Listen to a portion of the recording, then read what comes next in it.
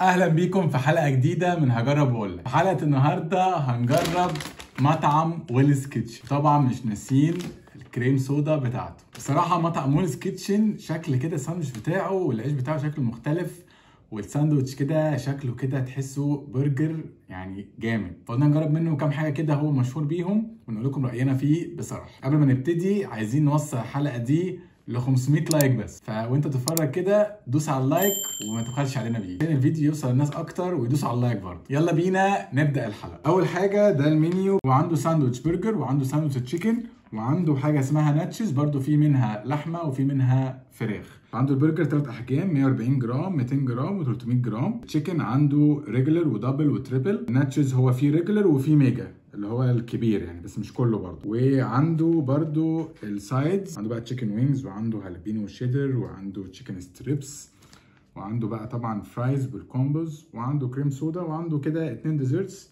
اللي هو بالموز والنوتيلا والمارشميلو والنوتيلا. يلا نبتدي الحلقه بتاعتنا، هنسيب دي لاخر الفيديو.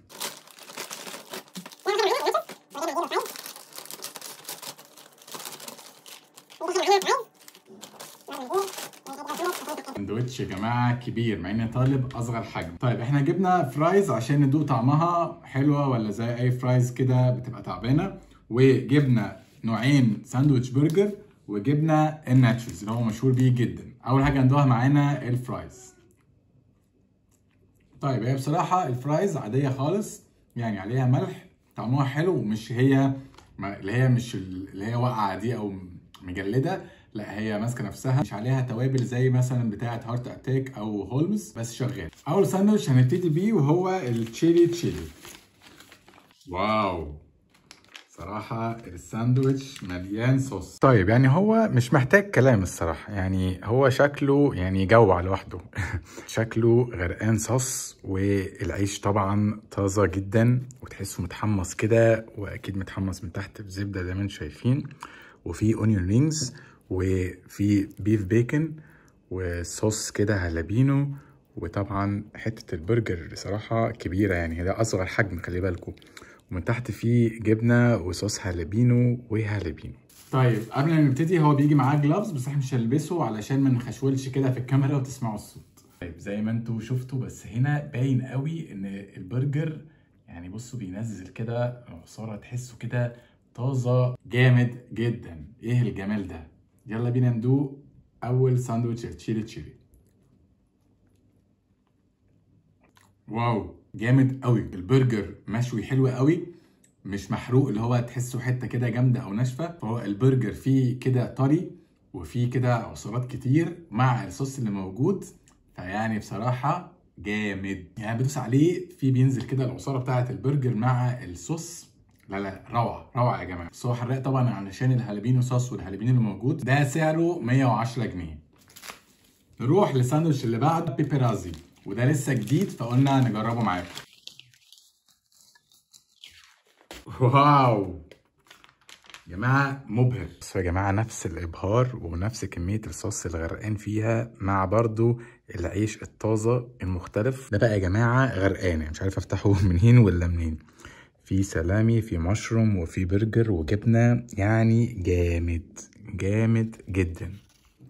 يلا بينا ندوقه عشان انا متحمس، مش قادر استنى اكتر من كده. طبعا يا جماعه ده انا متحمس له اكتر، غرقان مليان صوصات، في مشروم، في سلامي، يعني انا ما عرفتش اصوره من جوه ليكو من كتر ما هو مليان حاجات. بصوا بصوا يا جماعه، شايفين ايه اللي بيجرى؟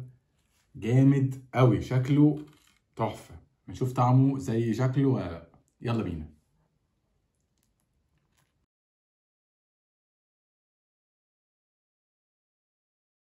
لا لا لا لا لا لا لا لا لا، ايه ده؟ ايه الجمال ده؟ لا يا جماعه ده يعني قوي جدا، اقوى من اللي فات. طعم البصل المكرمل مع المشروم، مع صوص المشروم، مع الجبنه، مع ان البرجر يعني مشوي مش محروق، اللي هو ما تحسش ان انت متضايق منه، مع ان هي برجر تخين مش زي الرفيع كده وسن، مع انه اصغر واحد، مع طعم العيش الطازه. لا احكي على ايه ولا ايه؟ روعه روعه، 10 من 10، مفيش حاجه ناقصاه ولا حاجه زايده فيه، تحفه. ده بجد ارشحه لكم جدا اكتر من اللي قبله كمان. بس لو انت مش بتحب البصل قوي ابعد عنه او شيل البصل من عليه. بس هو طعمه كده مع بعضه ما ينفعش تشيل حاجه منه، اخاف اشيل حاجه منه الطعم ما يبقاش متوازن.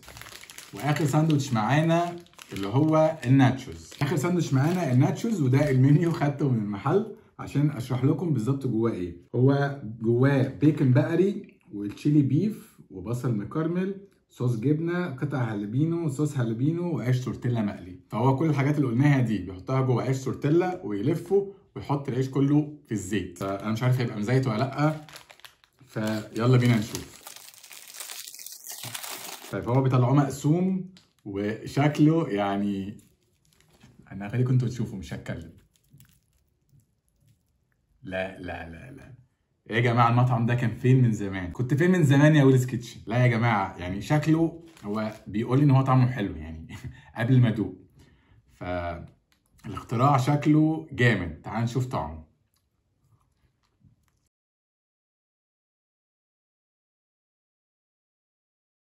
ايه ده؟ ايه ده؟ حد يقول لي يا جماعه ايه ده؟ رهيب رهيب. لا لا لا، انا هقعد ابص كل شويه كده ولا ايه؟ طعمه رهيب، الجوسز فيه كتير، مديه فليفر للتاكوس ده.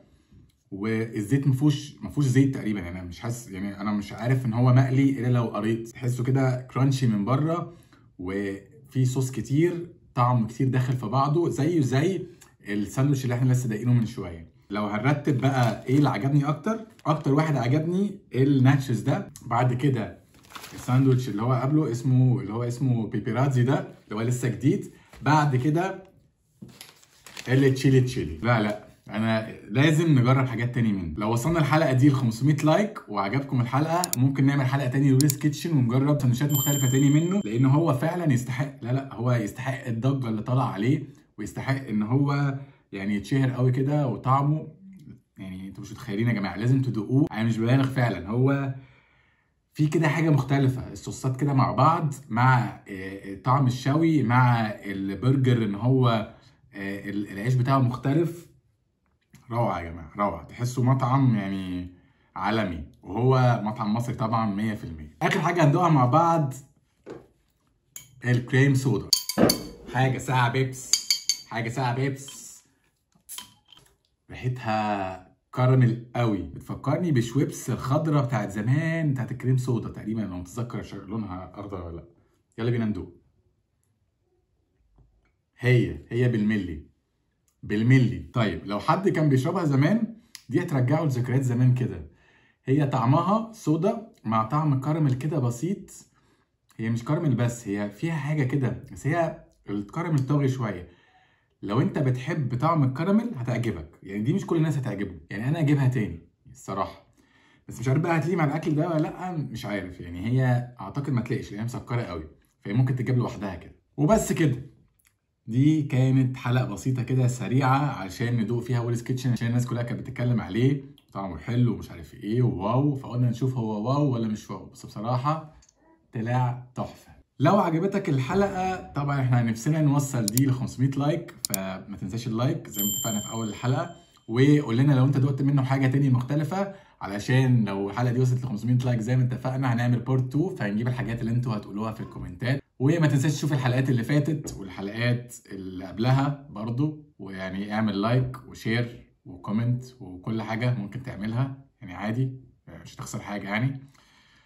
وبس كده. سلام.